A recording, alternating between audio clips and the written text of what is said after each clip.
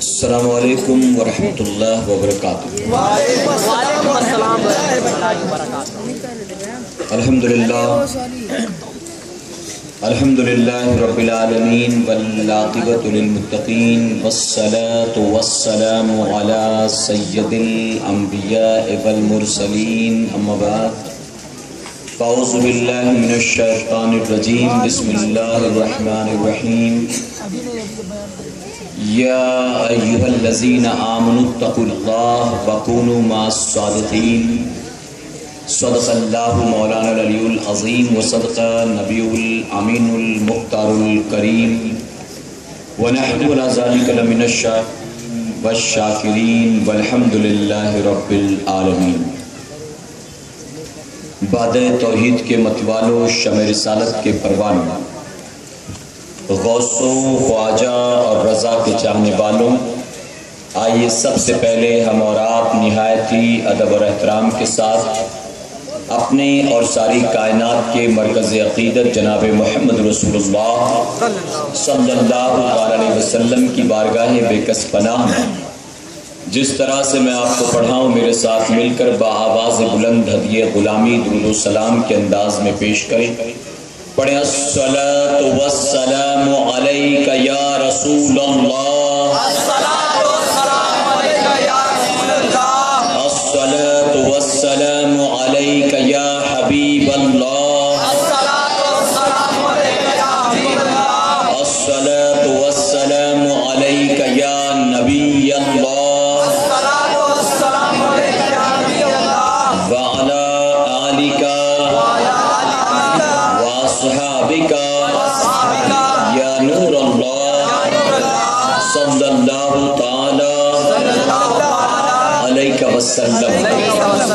رب کعبہ کی بارگاہ میں دعا ہے، مولا اپنے حبیب صاحب الاولاق صلی اللہ تعالی علیہ وسلم کے صدقہ الفیل تو ہم تمام حاضرین اور سامعین کو ماہ محرم الحرام کی برکتوں سے بھرپور مالا مال فرما۔ یا الہ العالمین، اس نئے سال کو دنیا بھر کے مسلمانوں کی سربلندی اور کامیابی کا سال بنا، اور ہمیں اس نئے سال میں اپنے تمام پچھلے گناہوں سے سچی توبہ کرنے اور خوب نیکیاں کر کے تجھے راضی کرنے کی توفیق عطا فرما۔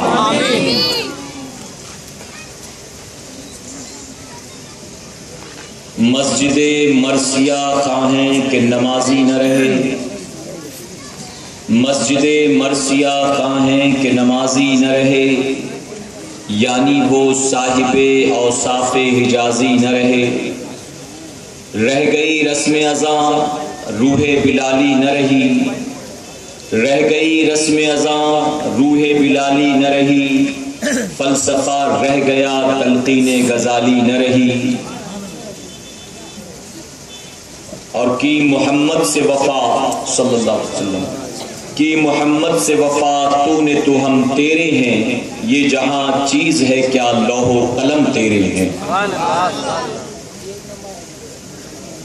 جو دہکتی ریت کے بستر پہ سویا وہ حسین، جو دہکتی ریت کے بستر پہ سویا وہ حسین، جس نے اپنے خون سے دنیا کو دھویا وہ حسین، جو جواں بیٹے کی میت پہ نہ رویا وہ حسین، جس نے سب کچھ کھو کے پھر بھی کچھ نہ کھویا وہ حسین، مرتبہ اسلام کا جس نے دوبالا کر دیا، مرتبہ اسلام کا جس نے دوبالا کر دیا، خون نے جس کے دو عالم میں اجالا کر دیا۔ اور ہو سکے تو لائیے دونوں جہاں میزان میں، ہو سکے تو لائیے دونوں جہاں میزان میں، میں نے ایک سجدہ زمین کربلا سے لے لیا۔ اور میرے پیارے آقا کے پیروانوں، ہم اور آپ اعلیٰ حضرت عظیم البرکت کے ماننے والے ہیں۔ کسی نے بڑے پیارے انداز میں یوں اعلیٰ حضرت عظیم البرکت کی بارگاہ میں خراج عقیدت پیش کیا، فرماتے ایک وفادار کو اور کیا چاہیے، ایک وفادار کو اور کیا چاہیے، عمر بھر دامن مصطفیٰ چاہیے۔ ایک وفادار کو اور کیا چاہیے، عمر بھر دامن مصطفیٰ چاہیے، اور اہل کفر و ضلالت کو تھانہ بھون، اہل سنت کو احمد رضا چاہیے۔ اور نوازش ہے، عنایت ہے، کرم ہے اعلیٰ حضرت کا، نوازش ہے، عنایت ہے، کرم ہے اعلیٰ حضرت کا، پلایا جام ہم کو مصطفیٰ پیارے کی الفت کا۔ اور میرے پیارے آقا کے پیروانوں، کسی نے بڑے پیارے انداز میں کہا، نبی کے عشق میں جو بھی اسیر دام ہوتا ہے، نبی کے عشق میں جو بھی اسیر دام ہوتا ہے، اسی کے نام کوثر کا چھلکتا جام ہوتا ہے۔ نبی کے عشق میں جو بھی اسیر دام ہوتا ہے، اسی کے نام کوثر کا چھلکتا جام ہوتا ہے۔ اور ہمیشہ آزما کے ہم نے دیکھا ہے مصیبت میں، ہمیشہ آزما کے ہم نے دیکھا ہے مصیبت میں، رضا کا نام لینے سے بہت آرام ہوتا ہے۔ میرے پیارے آقا علیہ الصلوۃ والتسلیم کے پیروانوں، اللہ رب العزت کا بہت بڑا کرم اور بہت بڑا احسان ہے کہ اس نے ہمیں اور آپ کو اہل سنت والجماعت میں پیدا فرمایا ہے۔ بلا شبہ یہ وہی جماعت ہے جن کو اللہ رب العزت جنت میں داخل کرنے والا ہے۔ اہل سنت والجماعت کے علاوہ کوئی اور فرقہ، کوئی اور گروہ، کوئی اور جماعت ہرگز جنت میں جانے والی نہیں۔ میرے پیارے آقا کے پیروانوں، 1450 سال پہلے اللہ کے محبوب جناب محمد رسول اللہ صلی اللہ علیہ وسلم نے ارشاد فرمایا تھا کہ بنی اسرائیل 72 فرقوں میں بٹ گئی، میری امت 73 فرقوں میں بٹ جائے گی، اور ان 73 میں 72 ایسے ہوں گے جن کو جہنم میں ڈال دیا جائے گا، صرف ایک جماعت ہوگی جن کو اللہ رب العزت جنت میں داخل فرمائے گا۔ میرے آقا نے اس جنتی جماعت کی بے شمار نشانیاں بتائیں۔ آج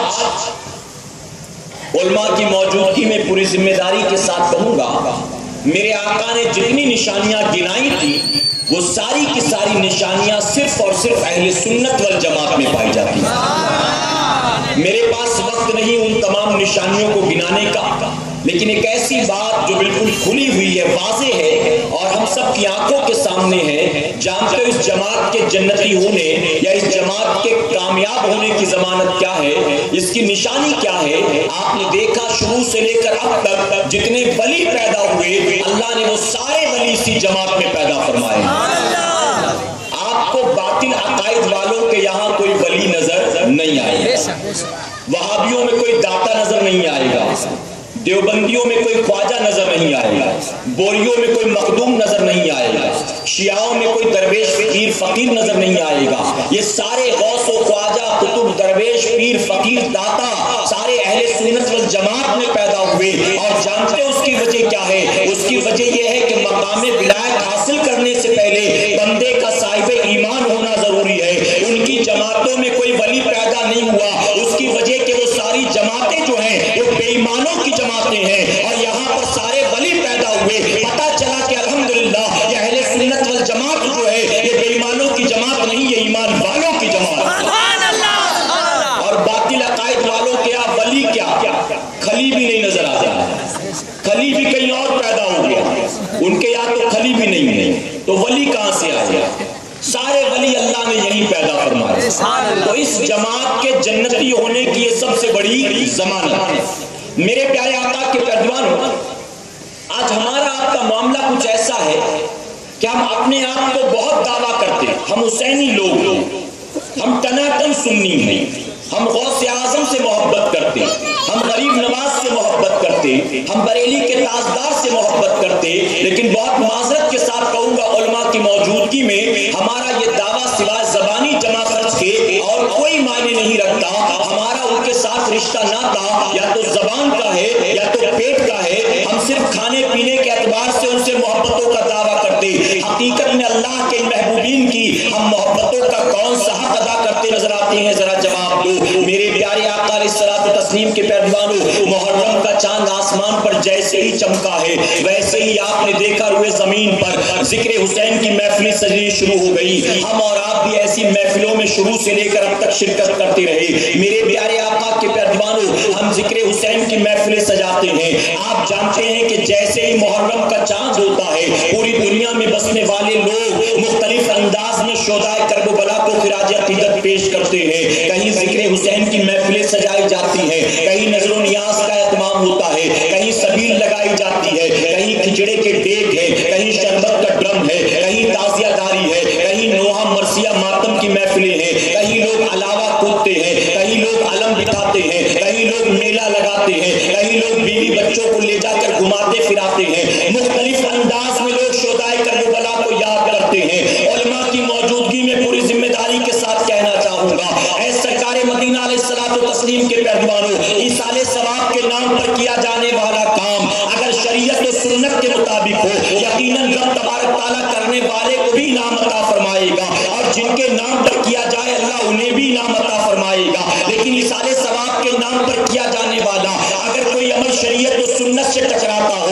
تو جس کے نام کیا جائے نہ اس کو کوئی فائدہ ہوگا, نہ کرنے والے کو کوئی فائدہ ہوگا, اور یہ نہ کہ صرف کرنے والا اس کے فائدے سے محروم رہے گا بلکہ ممکن ہے اس کا وہ عمل قیامت کے دن اللہ کی بارگاہ میں اس کی پکڑ کا ذریعہ بھی بن جائے. ممکن ہے کہ اللہ تبارک تعالیٰ اپنے اس بندے کو پکڑ لے. اور اے مسلمانوں, اس بات کو ذہن میں ہمیشہ کے لیے محفوظ کر لو, ایک انسان بڑا سے بڑا متقی پرہیزگار بنتا ہو, ایک انسان بڑا سے بڑا نیکوکار بنتا ہو, بڑا سے بڑا عابد و زاہد بنتا ہو, بڑا سے بڑا اپنے اعتبار سے صاحب کمال اپنے آپ کو سمجھتا ہو, لیکن قیامت کے دن اگر رب تبارک تعالیٰ اس بندے کی پکڑ کر لے تو پوری کائنات والے مل کر بھی اس کو اللہ کی پکڑ سے بچا نہیں سکتے ہیں, اس کو جہنم میں جانے سے نہیں بچا سکتے ہیں. لیکن قیامت کے دن رب تبارک تعالیٰ اگر کسی بڑے سے بڑے گناہگار و سیاہکار کو بے حساب کتاب جنت میں داخل فرما دے تو پوری کائنات والے مل کر بھی اللہ کی مخالفت نہیں کر سکتے ہیں, اس بندے کو جنت میں جانے سے روک نہیں سکتے ہیں. میرے پیارے آقا کے پیروانوں, ہم ایصال ثواب کے نام پر جو کچھ کرتے ہیں وہ چاہے غوث و خواجہ کے نام پر ہو, چاہے اپنے باپ دادا کے نام پر ہو,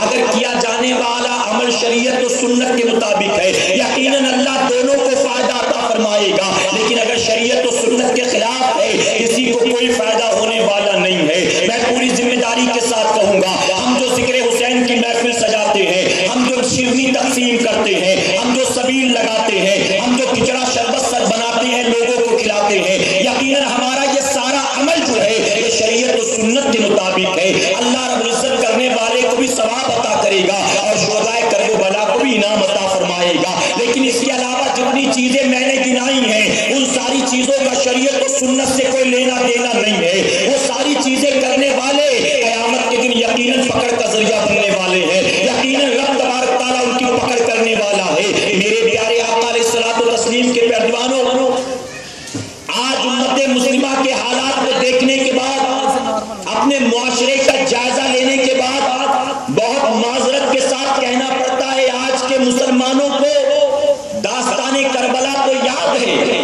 لیکن اس نے پیغام کربلا کو فراموش کر دیا.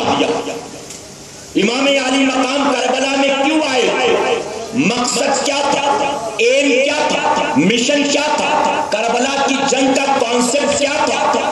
آج کے دور کے مسلمان نے اس کو فراموش کر دیا.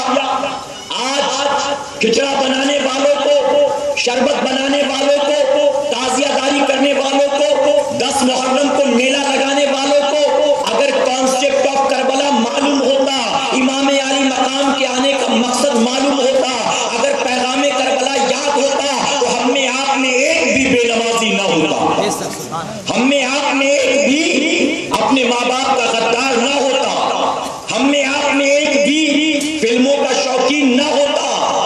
اگر پیغام کربلا یاد ہوتا تو یہاں جتنے موجود ہیں سب کی زندگی شریعت و سنت کے سانچے میں ڈلی ہوئی نظر آتی ہے. زندگی کے شب و روز امام علی مقام کے نقش قدم پر گزرتے نظر آتے ہیں. میرے پیارے آقا کے پیروانوں, جب کربلا کی جنگ ہوئی اس وقت بہت لوگ کنفیوز تھے. جانتے ہو کنفیوژن یہ تھا, ساتھ کس کا دے, یزید امیر المومنین ہے, امام حسین اہل بیت سے تعلق رکھتے ہیں, نواسے رسول ہے, یہ حق پر ہے کہ وہ حق پر ہے, سمجھ میں نہیں آتا. بہت لوگ کنفیوز. آپ جانتے ہیں کہ اس کنفیوژن کا شکار عام آدمی نہیں تھا بلکہ بہت سارے صحابہ کے بیٹے بھی یزید کا ساتھ دے رہے تھے, وہ بھی اس کی فوج کے اندر تھے. حضرت حر بھی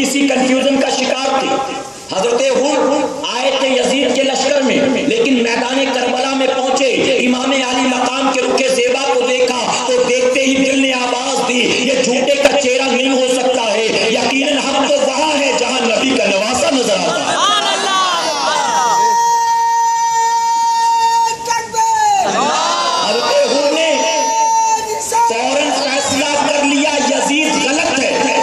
امام حسین صحیح ہے، جانتے وہ کربلا کا کنفیوژن آج بھی پایا جاتا، آج بھی بہت سارے فرقے ہیں، بہت سارے نام نہاد مسلمان کہلانے والے گروہ ہیں جنہیں پتہ ہی نہیں یزید حق پر تھا کہ حسین حق پر تھے، خبر ہی نہیں ہے۔ اور جانتے اس کنفیوژن کا سب سے بڑا شکار جو گروہ ہے وہ اپنے آپ کو اہل حدیث کہتا اور ہم اسے غیر مقلد کہتے ہیں۔ کیا کہتے ہیں؟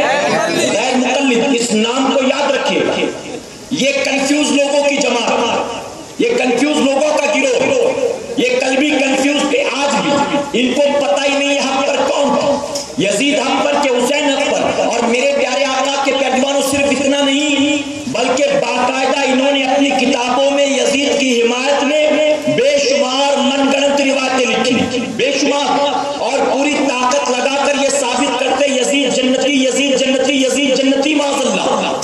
امام حسین کے بارے میں ان کا عقیدہ یہ کہ حسین نے وقت کے خلیفہ یزید سے بغاوت کی تھی اور اس وجہ سے جو کچھ حسین کے ساتھ ہوا وہ بالکل صحیح ہوا، معاذ اللہ، بالکل صحیح ہوا۔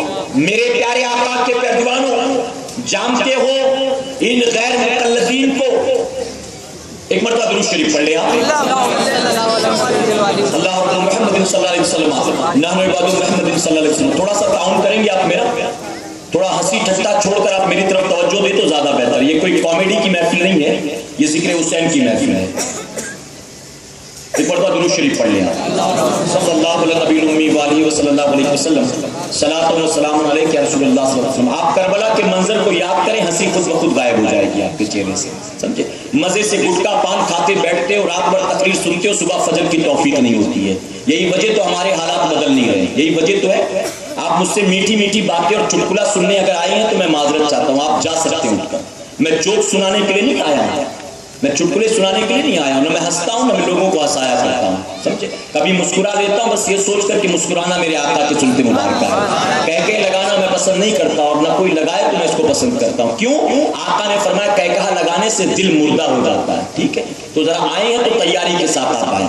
درود شریف پڑھنے کا نظام، صلی اللہ علیہ نبی الامی وآلہ صلی اللہ علیہ وسلم، صلاۃ و سلام علیک یا رسول اللہ صلی اللہ علیہ وسلم۔ اور مہربانی کر کے جہاں ضرورت ہو وہیں نعرہ لگائیں، میں نعروں کا شوقین بھی نہیں۔ وہ لوگ ہوتے ہیں جو اپنے ساتھ دو چار لے کر آتے ہیں کہ تو نعرہ لگانا میں سانس لے لوں گا، میں ان میں سے نہیں ہوں، مجھے نعروں کا شوق نہیں ہے، نہ میرے پاس نعروں کا وقت ہے۔ پتہ نہیں کب پولیس والے آ جائیں، مجھے اپنی گفتگو وہیں پر ختم کرنی پڑے گی، اس لیے تھوڑا سا وقت ملا ہے، آپ میرا تعاون کریں۔ ایک مرتبہ اور درود شریف پڑھ لیں، صلی اللہ علیہ نبی الامی وآلہ صلی اللہ علیہ وسلم، صلاۃ و سلام علیک یا رسول اللہ صلی اللہ علیہ وسلم۔ میرے پیارے آقا کے پیروان ہوگا تو میں عرض کر رہا تھا یہ غیر مقلدین کا جو گروہ ہے نا، یہ پوری طاقت کے ساتھ معاذ اللہ امام حسین کو غلط اور یزید کو سچا ثابت کرتا ہے، اور اس کو سچا ثابت کرنے کے لیے ان کے پاس صرف ایک حدیث کہ سن دنیا کی جنگ، کہ سن دنیا کی جنگ، اسی کو لے کر ایسا لگتا ہے کہ سن دنیا کی جنگ نہیں ہوئی، سنیوں سے جنگ چھڑ گئی، سنیوں سے جنگ چھڑ گئی۔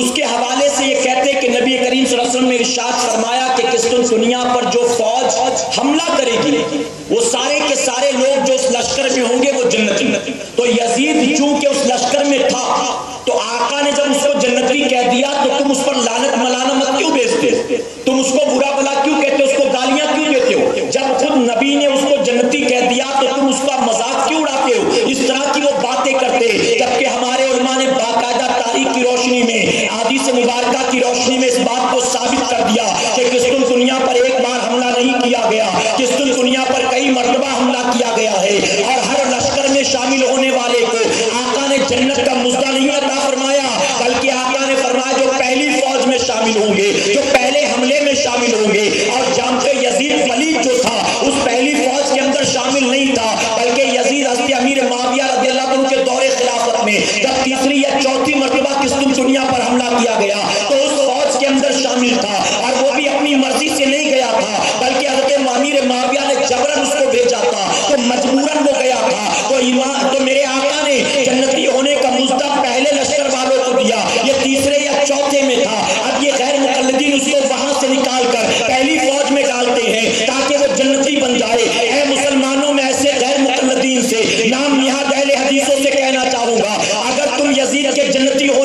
حدیثیں ہم کو دکھاتے ہو. ارے تم کیسے اہل حدیث بنتے ہو؟ تمہیں وہ حدیث نظر آ گئی جس میں تم کو یزید جنتی نظر آتا ہے؟ حیات کے اندر تم کو وہ حدیث نہ ملی جس میں میرے نبی نے امام حسین کو صرف جنتی نہیں فرمایا ہے بلکہ جنتی نوجوانوں کی سرداری عطا فرما دی ہے، ان کو سردار بنا دیا. تمہیں ایسا لگتا ہے کہ یزید سے محبت ہے اور یہی وجہ کہ تم کو یزید والی حدیث مل گئی اور تم کو امام علی مقام والی حدیث نہ ملی. میں تو کہتا ہوں دنیا بڑی ترقی کر چکی ہے، وقت کافی آگے بڑھ چکا ہے. یہ تمہارا نام بہت پرانا ہو گیا، تم اہل حدیث بنتے پھرتے ہو، یہ تمہارا نام بہت پرانا ہو گیا. یزید سے اتنی محبت ہے، ہم سنیوں کے پاس آؤ، ہم محرم کا بچا ہوا چندہ تمہیں دے دیں گے، تم جا کر نیا نام رجسٹر کروا لو. اہل حدیث سے بدل کر اب اہل یزید اپنا نام رکھ لو. اہل یزید رکھ لو گے تمہارا بھی فائدہ ہمارا بھی فائدہ ہوگا کہ کم سے کم حسینی جو ہوگا وہ تمہارے جھانسے میں تو نہیں آئے گا، وہ سمجھ جائے گا یہ یزید کی فوج والا ہے اور امام علی مقام کے ماننے والے ہیں. تم یزید کو امیر المومنین کہتے ہو، ہم بھی یزید کو امیر المومنین مانتے، لیکن جب امام حسین نے اسے مانا ہوتا، امام علی مقام نے جب یزید پلید کو امیر المومنین نہیں مانا تو قیامت تک کوئی مسلمان اس کو امیر المومنین نہیں مان سکتا ہے. تم مانتے ہو، تمہیں وہ مبارک ہو. اور سن لو، تمہاری خاطر میرے آقا نے 1450 سال پہلے فرما دیا تھا کہ جس سے محبت کرے گا کل بروز قیامت اس کو اسی کے ساتھ اٹھایا جائے گا. ہم سنی دعا کرتے ہیں اللہ قیامت کے دن تمہیں یزید پلید کے ساتھ اٹھائے گا اور ہم گناہگاروں کو اللہ امام حسین کے ساتھ اٹھائے گا.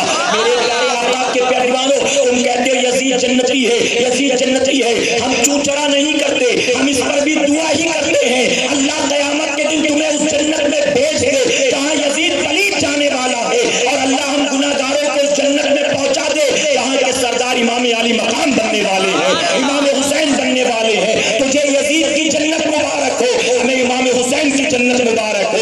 میرے پیارے آقا کے پیروانوں، یہ کچھ نہیں ہے، یہ صرف اور صرف اہل بیت کی دشمنی ہے، نبی کریم صلی اللہ علیہ وسلم سے عداوت ہے، آقا سے بغاوت ہے.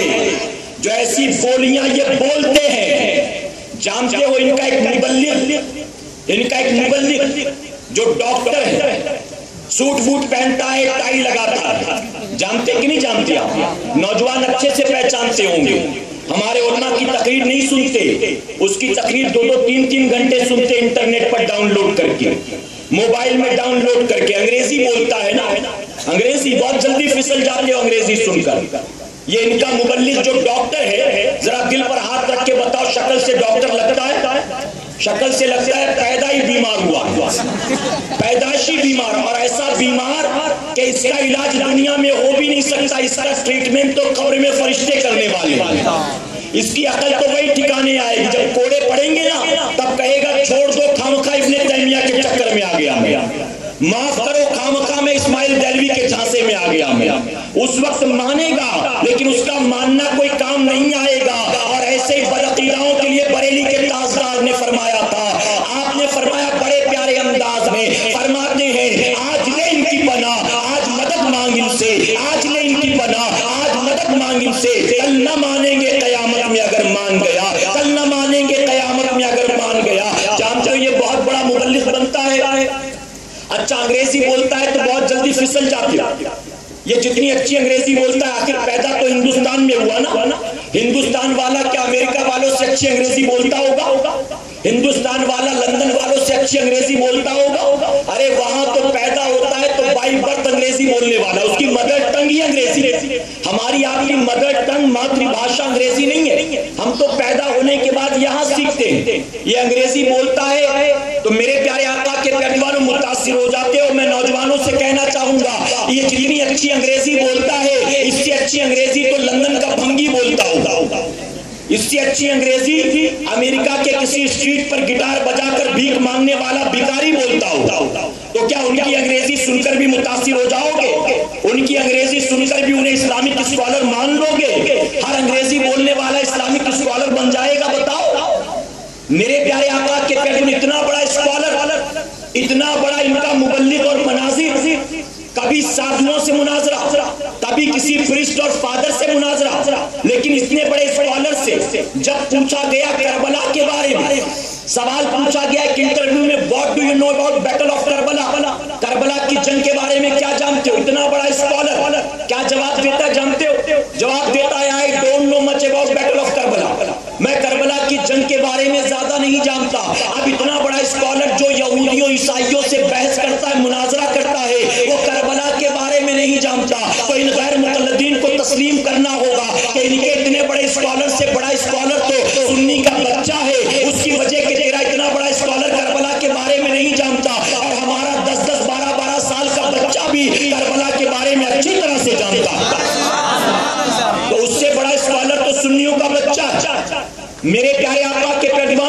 اسی پر دل کو تسلی نہ ملی.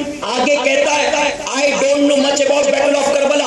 As per my knowledge, it was a political war معاذ.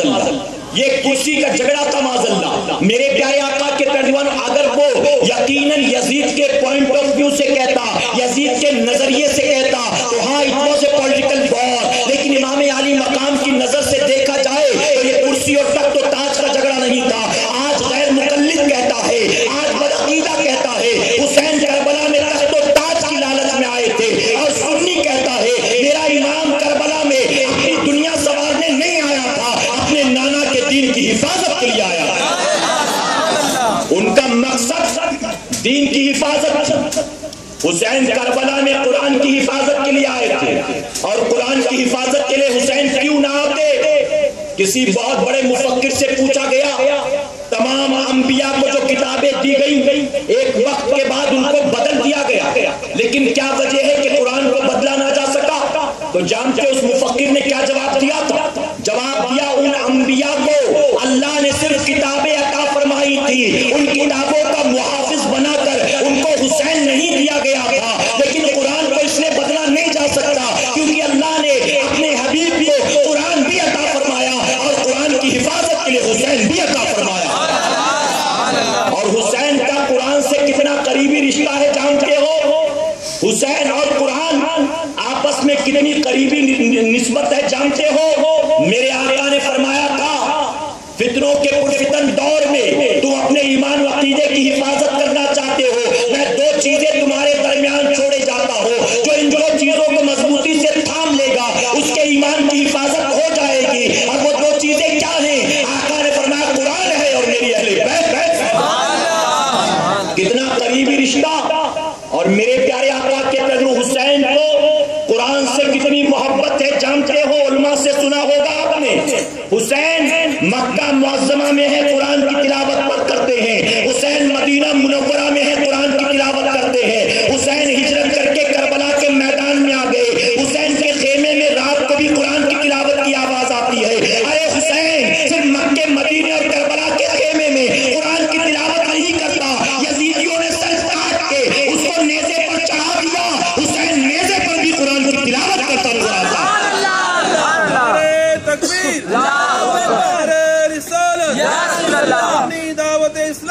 حسین کو قرآن سے کتنی محبت. میرے پیارے آقا علیہ الصلوۃ والتسلیم کے پیروانوں یہ کہتے حسین خلافت کی لالچ میں آئے تھے معاذ اللہ. آپ بھی کہیں معاذ اللہ. ارے جانتے ہو دنیا کا اصول ہے جب کسی کو بڑا عہدہ مل جائے تو بڑی پوسٹ پانے کے بعد چھوٹی پوسٹ کی تمنا رکھتا ہے. وہ چھوٹے پوسٹ کی عہدے کی جو ہے تمنا رکھتا ہے. سوشل ورکر کارپوریٹر بننا چاہتا, corporator M L A M P state government کا منسٹر, اسٹیٹ گورنمنٹ کا منسٹر, سینٹرل گورنمنٹ میں منسٹر. اے مسلمانوں ہر کوئی آگے بڑھنا چاہتا ہے. ایک بینک کا مینیجر بننے کے بعد پیون بننے کی آرزو نہیں رکھتا, کلرک بننے کی آرزو نہیں رکھتا, آفس بوائے بننے کی تمنا نہیں رکھتا. مینیجر بن گیا تو اور آگے بڑھنا چاہے گا, اب نیچے آنا نہیں چاہتا. یہ کہتے حسین تخت و تاج کی لالچ میں آئے تھے معاذ اللہ. حسین جانتے تھے یہ دنیا فانی ہے, خلافت چھن جانے والی ہے, تخت و تاج پلٹ جانے والا ہے. حسین آخر دنیا کی لالچ دل میں کیوں بساتے؟ حسین کے سامنے یہ دنیا حقیر تھی. حسین کو تو ان کے نانا نے دنیا میں جیتے جی جنتی نوجوانوں کی سرداری عطا فرما دی تھی. ارے جو جنتی نوجوانوں کا سردار ہو کیا وہ دنیا کے تخت و تاج کی لالچ رکھتا ہوگا؟ میرے پیارے آقا کے پیروانوں حسین کو امیر المومنین بننا ہوتا, خلیفہ بننا ہوتا تو بیوی بچوں کو لے کر کربلا میں آنے کی ضرورت نہیں تھی. ننھی سکینہ اور 6 ماہ کے لگتے جگر کو لے کر آنے کی ضرورت نہیں تھی. یہودی عیسائی بھی جانتے جب حملہ ہو تو سب سے پہلے بیوی بچوں کو سیف کر دو. ہوتا کہ نہیں؟ بیوی بچوں کو سیف کرو, ان کو کور کرو, ان پر آنچ نہ آنے پائے. حسین کو پتا تھا جنگ ہوگی, گردنیں کٹیں گی, مارے جائیں گے, تو لے کر بیوی بچوں کو پہنچ گئے کہ سارے کے سارے مروا دوں گا معاذ اللہ. اے سرکار مدینہ کے پیروانوں, امام علی مقام کربلا کے میدان میں کیوں آتے تخت و تاج کی لالچ میں؟ خلیفہ بننے کا شوق ہی تھا. اپنی والدہ حضرت فاطمہ الزہرا کی قبر پر چلے جاتے. حضرت فاطمہ دنیا کی کسی معمولی عورت کا نام نہیں ہے, یہ وہ خاتون جنت حضرت فاطمہ الزہرا رضی اللہ تعالیٰ عنہا ہے جن کے بارے میں خود بریلی کے تاجدار فرماتے ہیں کہ حضرت فاطمہ کے سر کے دوپٹے کو کبھی چاند سورج نے نہیں دیکھا تھا. بال کی بات کیا کریں, چہرے کی بات کیا کریں, جسم کی بات کیا کریں. یہ وہ پاکیزہ خاتون جن کے دوپٹے کو کبھی چاند سورج نے نہیں دیکھا, اور جانتے جن کی بیوی تھی وہ خود مولا علی کرم اللہ وجہ الکریم فرماتے ہیں کہ میں نے کبھی فاطمہ کے بالوں کو نہیں دیکھا. اللہ حسین دنیا کی کسی معمولی عورت کے بیٹے کا نام نہیں. خاتون جنت حضرت فاطمہ الزہرا رضی اللہ تعالیٰ عنہا میرے آقا کو اپنے گھر دعوت دے کر بلاتی ہے. آقا غلاموں کے ساتھ آ گئے, مولا علی نے سامنے دسترخوان لگا دیا, گھر میں کھانے کو ایک دانہ نہیں. علی نے کہا فاطمہ مہمان آ گئے, دسترخوان بھی لگا دیا, اب کھانے کا انتظام کر. فاطمہ یہ نہیں کہتی جاؤ کہیں سے ادھار لے آؤ, قرضہ لے آؤ, نہیں, بلکہ حضرت فاطمہ الزہرا رضی اللہ تعالیٰ کتنا یقین کامل تھا, کتنا کانفیڈنس تھا اپنے پروردگار کی ذات پر. حضرت فاطمہ مصلی بچھاتی ہیں, اپنی پیشانی کو سجدے میں رکھ دیتی ہیں اور رب کی بارگاہ میں عرض کرتی مولا تیرے حبیب کو دعوت دینا میرا کام تھا, ان کے کھانے کا انتظام کرنا یہ تیرا کام ہے. یہاں فاطمہ دعا کر رہی ہے اور وہاں ان کے دسترخوان پر اللہ جنت کی نعمتیں اتار دیتا.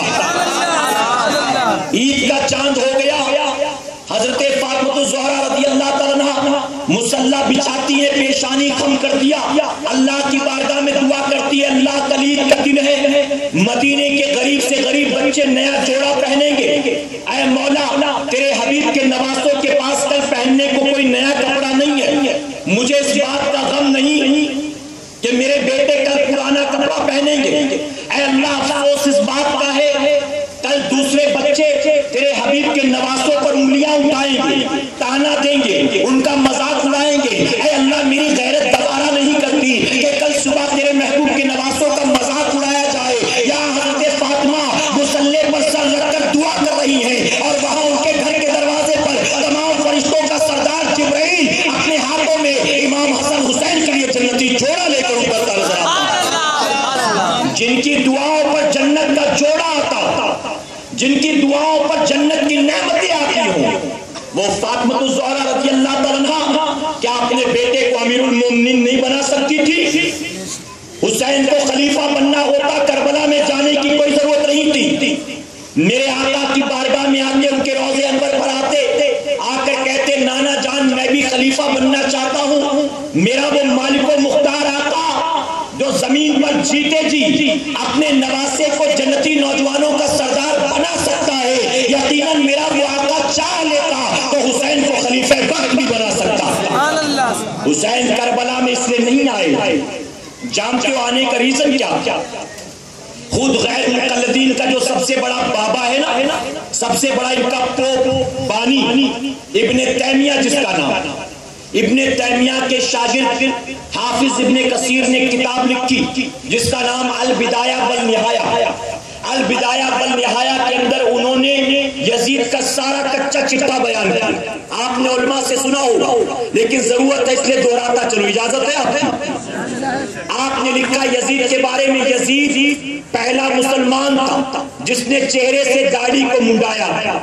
یزید کھلے طور پر شراب پیتا تھا, شراب کو جائز قرار دیتا تھا معذاللہ. یزید جوا کھیلتا تھا, بندروں کا ناچ دیکھتا تھا, کم عمر کے بچوں کی شرمگاہوں سے کھیلتا تھا. یزید زانی تھا, یزید کے اندر ہر طرح کی برائی تھی.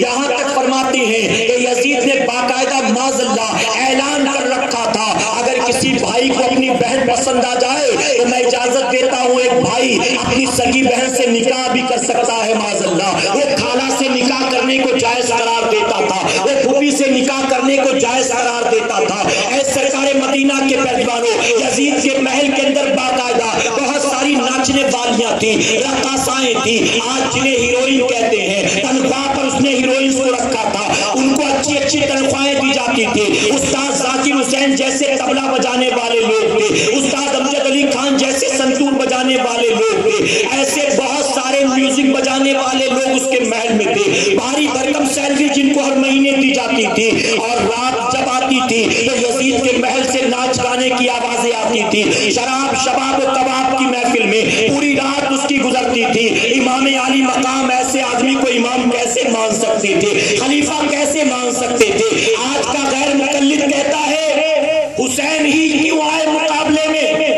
اور بھی تو بہت لوگ تھے وہ نہیں آئے، اکیلے حسین کو کیا پڑی تھی؟ وہ بھی نہ آتے جان بچ جاتی، بیٹے بچ جاتے، بھائی بھتیجے بھانجے بچ جاتے، حسین کو کیا ضرورت تھی دشمنی لینے کی؟ میں کہتا ہوں جہاں تو یہ سوال کرتا ہے حسین ہی کیوں آئے، وہی تو اپنے امیر المومنین سے پوچھ لے، اس نے بھی تو ضد کر رکھی تھی حسین ہی سے بیعت کروانا، یہ ان کو نظر نہیں آتا؟ بتائیے ضد کی تھی کہ نہیں کی تھی؟ اس نے بھی تو باقاعدہ آرڈر پاس کر دیا تھا، حسین ہاتھ نہیں دیتے تو سر لے آنا، حسین بیعت نہیں کرتے تو سر قلم کر دینا، باقاعدہ آرڈر پاس کر دیا تھا۔ تو حسین کیوں نہ آتے مقابلے پر؟ حسین نے خاموشی کے ساتھ ایک داڑھی منڈے کو، ایک شرابی کو، ایک زانی کو، ایک جواری کو اگر امیر المومنین مان لیا ہوتا، اے مسلمانوں بہت معذرت کے ساتھ کہوں گا، اگر حسین نے ایسے فاسق و فاجر کو اپنا امام مان لیا ہوتا، آج ہماری مسجدوں کا امام بھی داڑھی منڈانے والا ہوتا، آج ہماری مسجدوں کا امام بھی شرابی ہوتا، آج ہماری مسجدوں کا امام بھی زانی ہوتا، آج ہماری مسجدوں کا امام بھی جواری ہوتا۔ اور اگر کوئی مقتدی اپنے امام سے کہتا آپ امام ہو شرم نہیں آتی، آپ داڑھی منڈاتے ہو، آپ امام ہو آپ کو شرم نہیں آتی، آپ جھوٹ بولتے ہو، آپ امام ہو آپ کو شرم نہیں آتی، آپ شراب پیتے ہو، وہ امام ڈانٹ کر کہتا میں تو 5-6 ہزار تنخواہ والا امام ہوں، تو آیا ہے میری اصلاح کرنے کے لیے، تو بہت اچھا بنتا ہے اپنے آپ کو، کیا تو امام حسین سے اچھا ہو گیا؟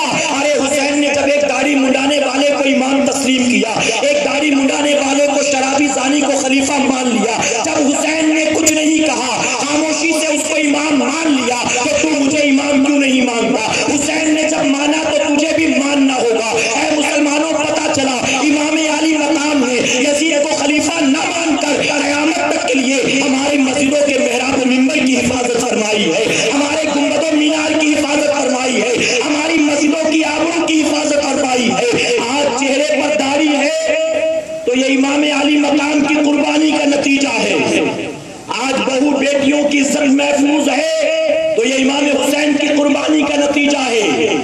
امام نے ایسے آدمی کو اپنا امام مان لیا ہوتا، خلیفہ مان لیا ہوتا، دین میں بے شمار خرابیاں پیدا ہو گئی ہوتی۔ یہ میرے امام کا احسان ہے۔ میرے پیارے آقا کے پیروانوں، امام حسین میدان کربلا میں کیوں آئے؟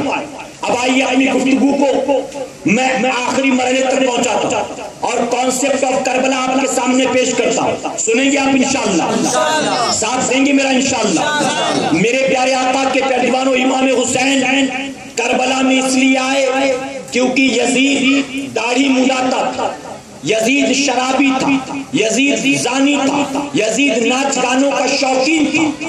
حسین نے پسند نہ کیا مسلمان ہو اور داڑھی منڈاتا ہو، مسلمان ہو نماز نہ پڑھتا ہو، مسلمان ہو اور جوا کھیلتا ہو، مسلمان ہو شراب پیتا ہو۔ میرے پیارے آقا کے پیروانوں، میں پوچھنا چاہتا ہوں، آج ہم اور آپ دعویٰ کرتے حسینی ہونے کا، ہم سب کہتے ہم حسینی ہم حسینی ہم حسینی، لیکن گریبان میں ذرا جھانک کر دیکھو کون سی بات ہمارے اندر ایسی پائی جاتی ہے جو کل امام عالی مقام میں تھی؟ کون سی بات؟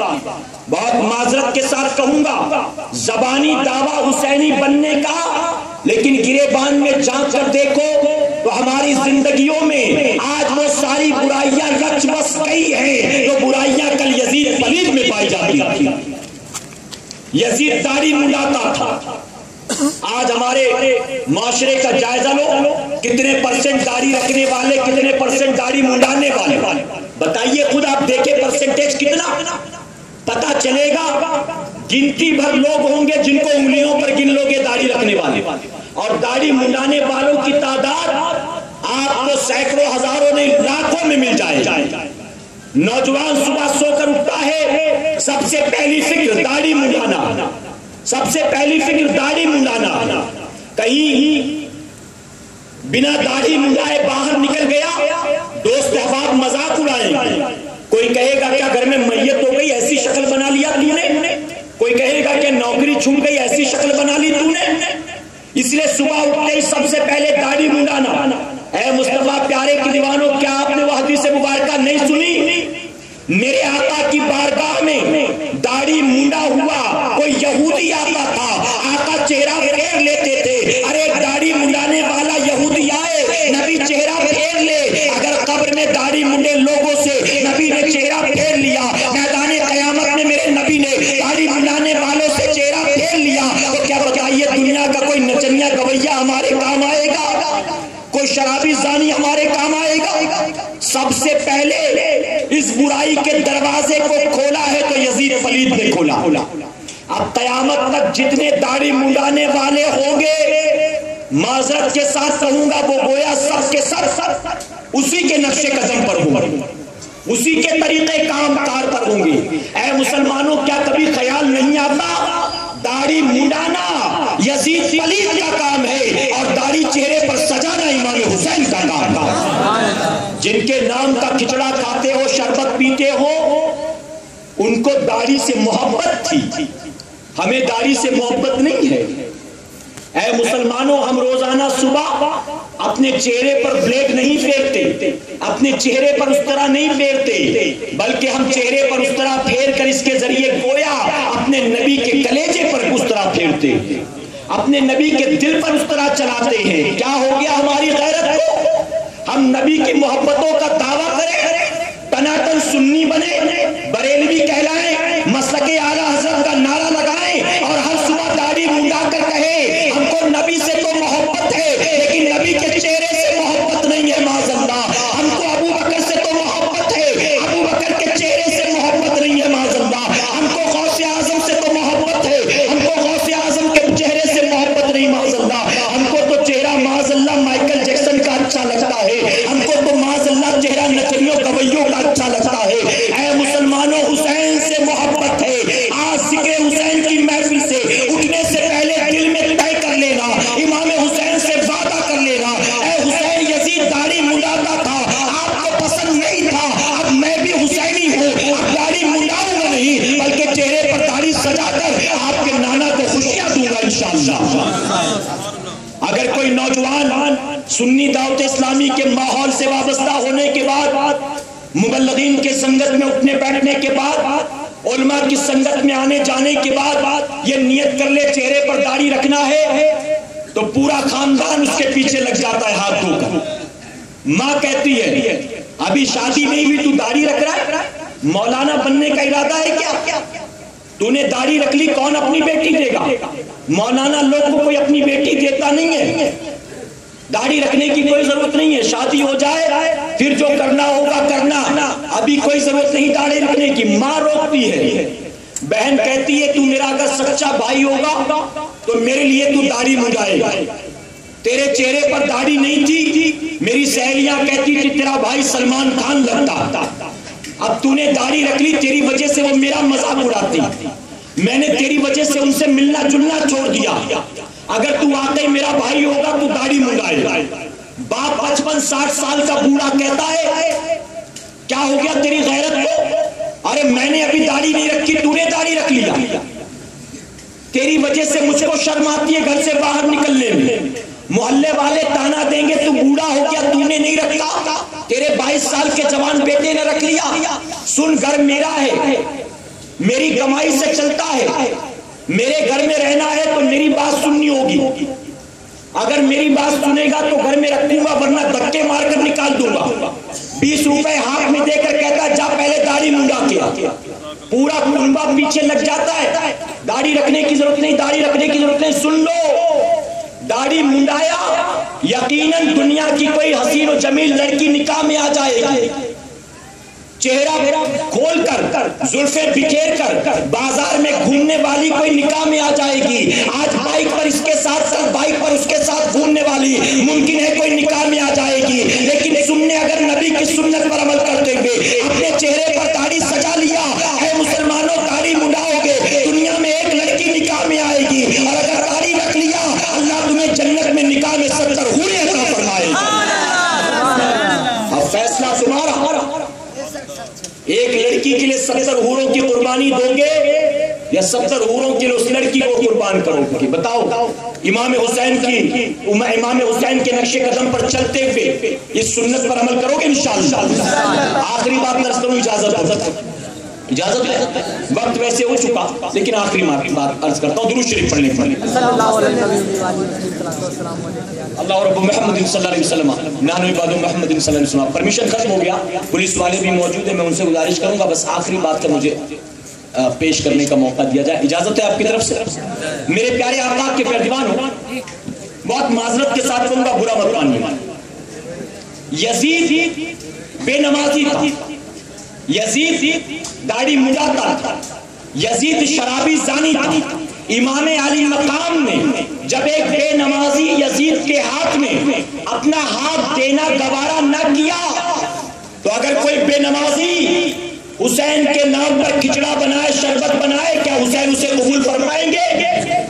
جب بے نمازی کے ہاتھ میں حسین نے ہاتھ نہ دیا تو یقیناً بے نمازی کا تحفہ بھی حسین قبول کرنے والے نہیں ہیں۔ اب رات کو جا کر سونا، 8، 9، 10 بجے کا الارم لگا کر مت سونا، بلکہ اے مسلمانوں اس تیاری کے ساتھ سونا کہ نماز فجر میں ہمیں اٹھنا ہے انشاءاللہ۔ اور جانتے ہو صبح کے وقت نیند پیاری معلوم دے، بستر پیارا معلوم دے، جھٹک کر اٹھ جانا فجر کے وقت یہ سوچ کر یہ سونا اس وقت یزید پلید کا کام ہے اور اس وقت اٹھنا یہ امام حسین کا کام ہے۔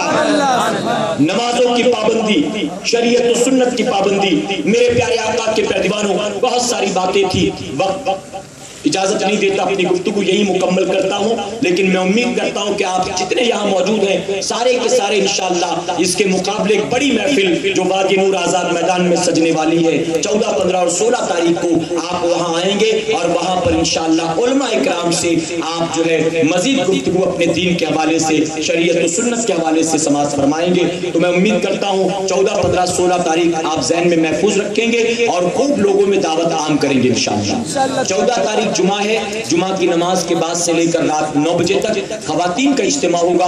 15 تاریخ سنیچر فجر سے لے کر 16 اتوار عشاء تک انشاءاللہ مردوں کے لیے اجتماع ہوگا۔ کثیر تعداد میں شرکت کی کوشش کرو۔ میرے پیارے آقا کے پیروانوں، آج دنیا کہہ رہی ہے سنی مٹھی بن رہ گیا، سنی مٹھی بن رہ گیا۔ میں عرض کرتا ہوں جتنے یہاں موجود ہیں دعوت کو خوب عام کرے، لاکھوں کی تعداد میں وادی نور میں پہنچے اور دنیا کو بتا دیں کہ سنی مٹھی پر نہیں رہ گیا، بلکہ آج بھی الحمدللہ وادی رضا کی کوہ ہمالا رضا کا ہے، وادی رضا کی کوہ ہمالا رضا کا ہے، اور جس سمت دیکھیے وہ علاقہ رضا کا ہے۔ آئیں گے انشاءاللہ۔ آپ جب جانے لگے مکتبہ طیبہ